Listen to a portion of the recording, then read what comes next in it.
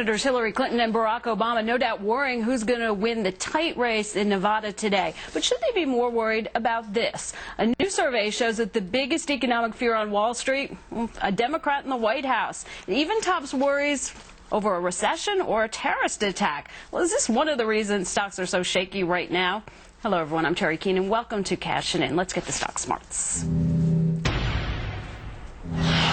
Our Cashin crew this week: Wayne Rogers, looking very dapper there, Jonathan Honig, Dagan McDowell, and Jonas Max Ferris, along with Peter Schiff, president of Euro Pacific Capital and author of Crash Proof, along with Gary Kaltbaum of Kaltbaum and Associates. Welcome, everybody. Well, financial advisors in that survey worried about a Democrat moving into the White House. Are they right, Gary K? You say you bet they are. Look, there's a myriad of reasons why the market's in trouble, but definite component is the Democrats possibly getting the White House. Look, the market is a forecaster of the future, and right now is for the chalk is Democrats to have both houses and the House, and all they're talking about is how business is bad, how they want to raise taxes, how they want to grow government and take it out of the economy, and that is a death knell for the economy as well as stock markets going forward. Peter, there's a whole host of problems here, but is this one of them? Well, sure. I mean, I'm a financial advisor myself, and I certainly worry about what the Democrats might do when they have both the House and the presidency. I'm worried about higher taxes and more government spending, particularly taxes that undermine entrepreneurship. But the market has a lot to worry about. The market's going a lot lower for fundamental reasons. It would go lower even if Republicans were to retain the White House, which I doubt. Peter, I don't buy that for a minute, that people are worried about a Dem being in the White House, because otherwise, how do you explain Hillary Clinton being the #1 fundraiser from industries like commercial banking, securities and investment, and real estate? It doesn't make any sense. People would not be betting on her or Barack Obama if they were freaked out about what was going to happen if one of them won. Jonathan, the hedge funds are huge donors to the Clinton campaign. She might not raise the capital gains taxes. Not this one, Terry. No, really? Oh, gee, that surprises me. Yeah, but what worries me about the Democrats is that if you listen to them, their message is so explicitly socialist. I mean, at every opportunity, they seem to have this contempt for capitalism, this relentless pursuit of collectivism, and this total distrust for free markets. And again, if you listen to the platform, put all the politics aside, their goal is a national health care program. Their goal is environmentalism. They see, as Kaltbaum said, bigger government in every element of public life, and that's never been good for America, and that's never been good for the market either. Yeah, and isn't the timing really bad, Wayne, given what's going on? Well, you know, you can't blame the Democrats. Listen, the Republicans have been just as bad. I mean, you talk about, Jonathan's talking about this thing. Listen, the Republicans under Bush have gotten bigger government, big deficit. Yes, of course, but at least he gave it lip service, Wayne. At least he gave it lip service. Please. Let Wayne finish. Please, Come on. Jonathan, all right, finish. A break here, huh? Let him go. Okay. I'm saying during the Clinton administration, during Bill Clinton's administration, the stock market went up. He was a Democrat. You think that this is all just Democrats? No, the Republicans are just as bad. They're doing just the same things. Yeah, but They've expanded the government in all areas, and it's terrible. Okay, let's get Jonas in here. Yeah, I don't think Bush's speech Friday was a model of small government and limited government hand in fixing the economy. I will say, I'm a registered investment advisor. Let me just say this. If your investment advisor right now in 2008 is more worried about a Democrat getting in the White House than a recession, you got to find a new investment advisor. That is ridiculous, because that is the big threat right now in the market. How bad is it going to get for the consumer? Not who's going to be in the White House. That is an issue. But like some other guys said, historically, the market has done okay with Democrats. I don't really know why, because the policies aren't always for corporate America, but that's the way it's been And maybe some sort of lag effect. I don't know. But Gary K., I mean, Jonas does have a point. Shouldn't you be more worried about a recession than what's going to happen in November? Oh, I'm worried about everything we're seeing. I think we have an inept Fed. We have an administration that's very slow to do anything. But I want to get to the point here. Look, I don't give Republicans a pass, but at least they are for lower taxes. And just to make a list of proposals out of these Democrats, not the whole Democrat, but these Democrats, take rates from 35% up to 44%, buy capital gains, dividend, estate. They want to just remove everything that has been done from the 80s to now and go back to 70s tax policy, and you know what happened in the 70s. Yeah, couldn't that prolong this, what might be a recession, into something, you know, even longer? Well, that's already going to happen. Remember, the reason we had a good stock market, I put that in quotes, during Clinton years, is because Alan Greenspan blew up a stock market bubble. And when that bubble bubble burst when Bush came in, he blew up a bigger bubble in the real estate market to try to postpone the pain. Well, now we're going to deal with that pain in spades. And so this recession is probably going to expand the entire next administration. It's not going to be over quickly. And that's why it's going to be So what you're saying, so you wouldn't want to be president. It's a bad time to be elected. Well, I think whichever party gets in office is not going to be reelected, that's for sure. Well, no, but what you're saying is it doesn't matter who wins the White House, so people can't be worried about the Democrats specifically because it's going to be bad no matter who wins. Well, that's my point. It already is going to be bad, but unfortunately this recession is the price we have to pay for years of excess, for years of extravagance, of borrowing money from the rest of the world to consume instead of investing in... But you know, Peter, don't you think that the right philosophy can at least dampen the effects of a recession? Well, and do you think that a real explicitly socialist philosophy is what's going to create wealth in this country the real 15 years from now? The real problem is, unfortunately, the Republicans have embraced the free market philosophy in rhetoric, but they don't practice it. And I'm afraid the Democrats are going to be able to blame this huge economic collapse on freedom and capitalism when it's socialism, when it's this fiat money, when it's the Alan Greenspan's Federal Reserve that created this problem, not a failure of capitalism. Yeah, Wayne, could this all backfire on the Republicans? I mean, Bush is going to get the blame for the first recession that he inherited and for this one.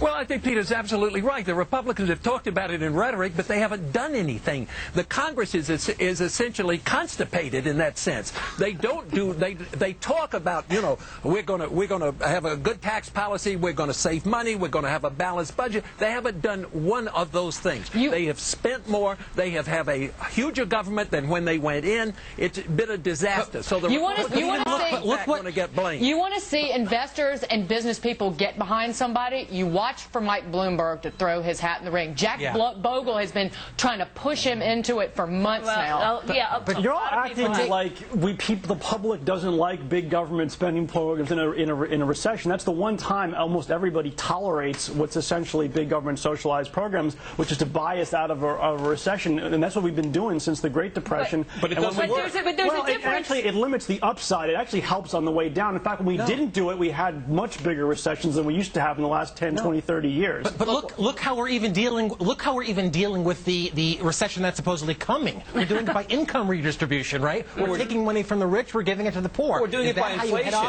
We're printing money. A recession? No, we're printing money. We're either borrowing money from the Chinese or the Saudis, or we're printing it. We're printing it and handing and we're debasing our dollar. And it doesn't help if you get a tax cut and you have more dollars, but now your dollar is less valuable. And everybody of every political stripe is jumping on board minute by minute on that idea, too. Okay, a eureka moment for Jonathan, someone else talking about the dollar. We're going to have a lot more on this. President Bush and just about all the presidential candidates are now calling for a big stimulus package to get our economy back on track. Someone here says forget all of them and do one simple proven thing. Hear what that is when we come back.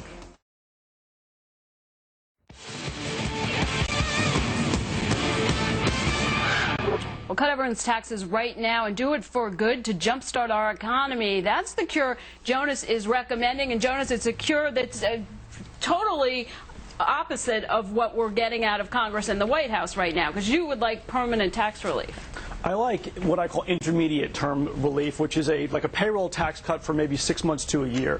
The reason why is there's a lot of consumers who got overextended. They can't pay their credit cards, they can't pay their home loans, they can't pay their car loans. But a lot of those people don't pay much in taxes to begin with. No, but everyone pays payroll taxes who has a job. It's one of the taxes that really hits everybody. And if you come in there and say, well, the first $20,000 of income for everybody, so that's not really going to help our Social Security system. Well, no, it's not great for Social Security long haul, but we got a short-term fix we need here with the economy weakening. And a one-time check is only going to lead to one-time spending. You need people's behavior to feel like isn't it that short-term mentality? I mean, Terry, there's so much uncertainty in the tax code as it is. I mean, what are you supposed to, like, die in 2010 and retire in 2015? I mean, no one knows what it's going to be year to year. I don't think we need a change or a cut. We need to burn this thing to the ground and basically start over. The first step should be eliminating this whole notion that the rich should pay more simply because they have more. That's a Marxist idea that should I don't hear any candidates saying that, except perhaps Ron Paul. Wayne, what do you think of this new stimulus plan, where each household will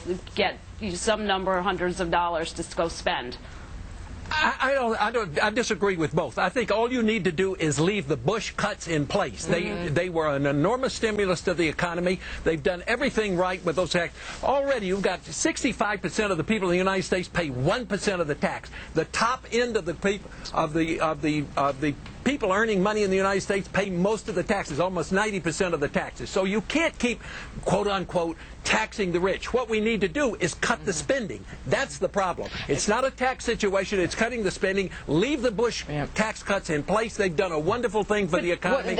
But don't talk about changing. And Wayne, you're right that it looks like that these tax rebates are a done deal, that it's going to happen. But a lot of people would like to see the Bush tax cuts made permanent on the backs of that. Now, the White House backed off that idea to get this through Congress, but that ultimately, people point back to 2001 and those rebates, and maybe that's why those rebate checks worked, because you had tax cuts that followed. But that, and that was a different economy and a different time. Peter, do you think these rebates are a good idea? Oh, not at all. They're just a gimmick. You know, I mean, nobody would like to see more taxes than me. I mean, particularly my own taxes. But, you know, if the government cuts taxes but simply prints the difference, they're not doing us any favors. They're simply substituting the inflation tax for the income tax. You know, the last thing we need right now is stimulus. Americans don't need to spend more money. That's how we got into this mess in the first place. We spent money we didn't have. We borrowed to do it. We need to be saving. If that brings on a recession, so be it. Jonas, why not just give the money directly to Walmart? Why bother the middleman? Everybody can't just shift to being frugal all at once. That's the biggest danger. You know, we're not even in a recession yet, technically.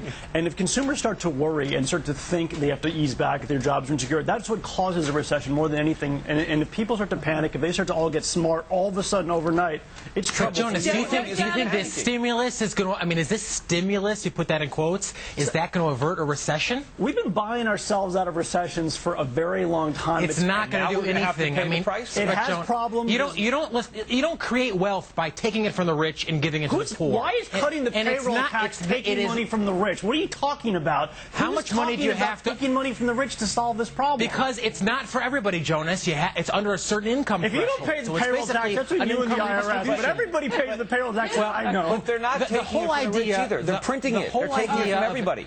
Go ahead, John.